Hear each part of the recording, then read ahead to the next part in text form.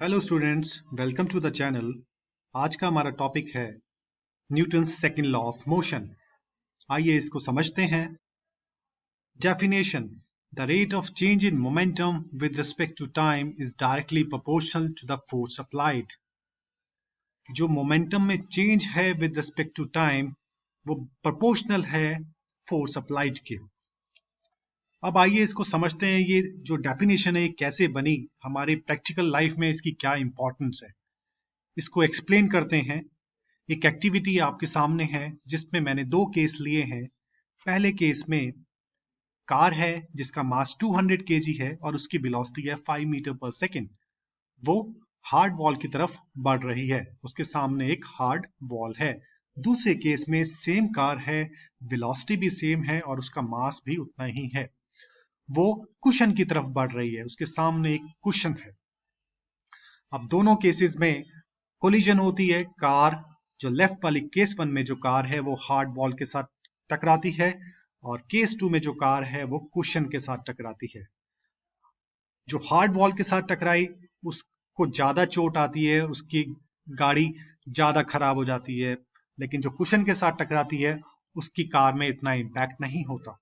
तो ये क्या कारण है? सब कुछ सेम था, वेलोसिटी सेम थी, मास सेम था, उतनी ही दूरी से ये आ रहे थे, टक्कर हुई, एक में ज्यादा इंपैक्ट हुआ, दूसरे में कम हुआ। तो ये जो एक्सप्लेनेशन है हमारी सेकंड लॉ ऑफ न्यूटन, जो इसको प्रॉपरली एक्सप्लेन करता है। आइए समझते हैं। सबसे पहले केस वन लेके चलते हैं, हम साइड बाय साइड सॉल्व करते हुए चलेंगे। कार का मास 200 केजी है और उसकी इनिशियल वेलोसिटी 5 मीटर पर सेकंड है। तो इनिशियल मोमेंटम क्या हो गया? मोमेंटम मैं आपको बता दूं, momentum is a product of mass and velocity. Case one में कार का इनिशियल मोमेंटम हो गया 200 kg into 5 metre per second. It comes out to be 1000 kg metre per second. Case two देखते हैं। केस टू में initial momentum इसका हो गया 200 इंटू 5 मीटर पर सेकेंड। इसका भी initial momentum 1000 kg metre per second हो गया। तो दोनों केसेस में इनिशियल मोमेंटम दोनों कार्स का सेम था। अब जब केस वन में कार हार्ड वॉल के साथ टकराती है, उसकी वो रुक जाती है, उसकी वेलोसिटी जीरो हो जाती है, यानी कि फाइनल मोमेंटम उसका जीरो हो गया।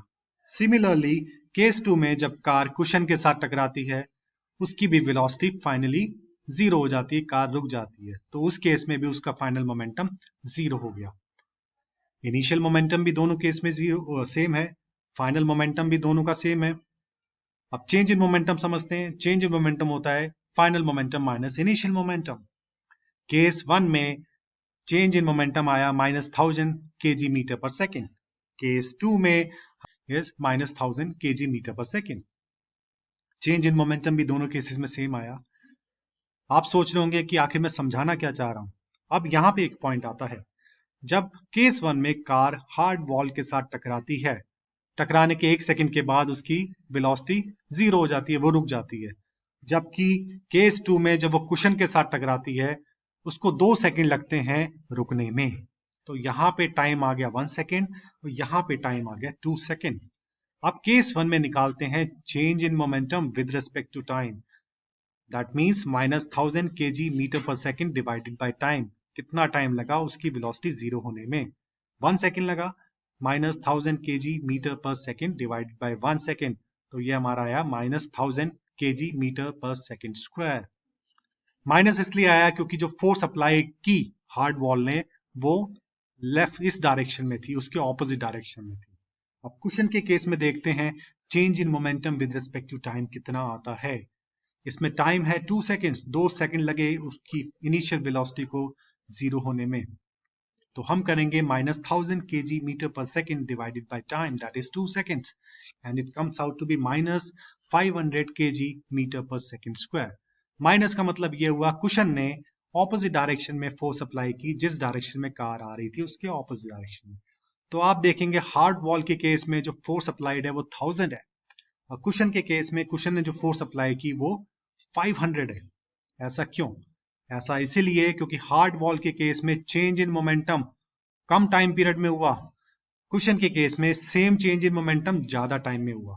तो जितना ज्यादा चेंज इन मोमेंटम होगा कम टाइम पीरियड में, उतनी ज्यादा फोर्स अप्लाई की जाएगी। So this is the explanation Newton second law of motion. अब इसकी एप्लीकेशन समझ लेते हैं।